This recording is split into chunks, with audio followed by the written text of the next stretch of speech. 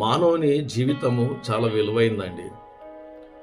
మానవుని జీవితానికి ఎంత ప్రాముఖ్యత ఇచ్చాడంటే దేవుడు అది వర్ణించలేము, వివరించలేదండి. ఎందుకనగా ఈ మానవుడు దేవుని దృష్టికి చాలా ప్రాముఖ్యమైన వాడుగా ఉన్నాడు.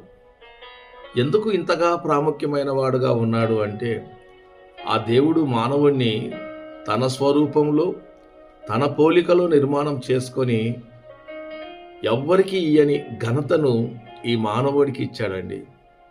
అంతేకాకుండా తల్లి గర్భంలోనే మనము రూపింపబడకముందే ఆయన మన పట్ల ఒక ప్రణాళిక కలిగి, ఒక ఆలోచనతో ఆయన మన నిర్మాణాన్ని సిద్ధపరిచి ఉన్నాడండి.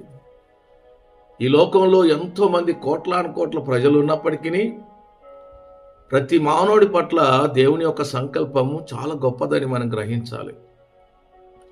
ఈరోజు చూడండి, ఈ కోట్లాను కోట్ల ప్రజల మధ్యలో నీ వేలుకున్నటువంటి ఈ వేలు ముద్ర మరో వ్యక్తితో నిన్ను కంపేరింగ్ చేసి చూస్తే అందరిలో నీది ఒక ప్రత్యేకంగా ఉంటుంది. అలా ఎవరిది వారికి ఇంకొకరితో సంబంధం లేకుండా ప్రత్యేకించబడినదా ఉంటుందండి. నీ కనులో ఉన్నటువంటి ఆ భాగాన్ని కూడా మనం చూసినట్లయితే మరొకరికి ఉన్నట్టుగా నీది ఉండదు, కానీ ఈ ప్రపంచంలో నీ కన్ను ఒక ప్రత్యేకమైన కన్నుగా కనబడుతుంటుందండి. మరి ఇంత ప్రత్యేకంగా మానవుణ్ణి దేవుడు నిర్మాణం చేసుకోవడమే కాకుండా ఆయన స్వరూపాన్ని ఇచ్చాడు, తన పోలికనిచ్చి మనల్ని ఏర్పాటు చేసుకున్నాడు. మరి అలాంటి దేవునికి ఈ దినము మనం ఏమి ఇవ్వగలుగుతున్నాం, ఏమి చేయగలుగుతున్నాం, ఆ దేవుని కోసము మనం ఎలా జీవిస్తున్నాం ఒకసారి జ్ఞాపకం చేసుకోండి.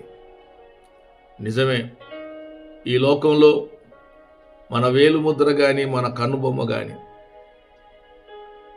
కన్ను కానీ ఎవరితో కంపేర్ కాకుండా ఒక ప్రత్యేకించబడినట్టుగా మనం ఉన్నట్టుగానే దేవుని విషయాల్లో కూడా మనం అలాంటి శ్రద్ధ కలిగి, అలా ప్రత్యేకించబడి దేవుని కోసం జీవించే వారిగా ఉండాలని నేను ఆశపడుతున్నాను.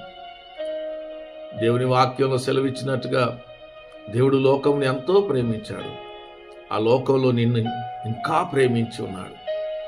ఆయన ప్రేమలో త్యాగం ఉంది, ఆయన ప్రేమలో సమర్పణ ఉంది, ఆయన ప్రేమలో సమస్తము ఉందండి. ఆ ప్రేమను పొందుకున్న నీవు నేను ఆ ప్రభు కొరకు సదాకాలము దేవుని జ్ఞాపకం చేసుకుంటూ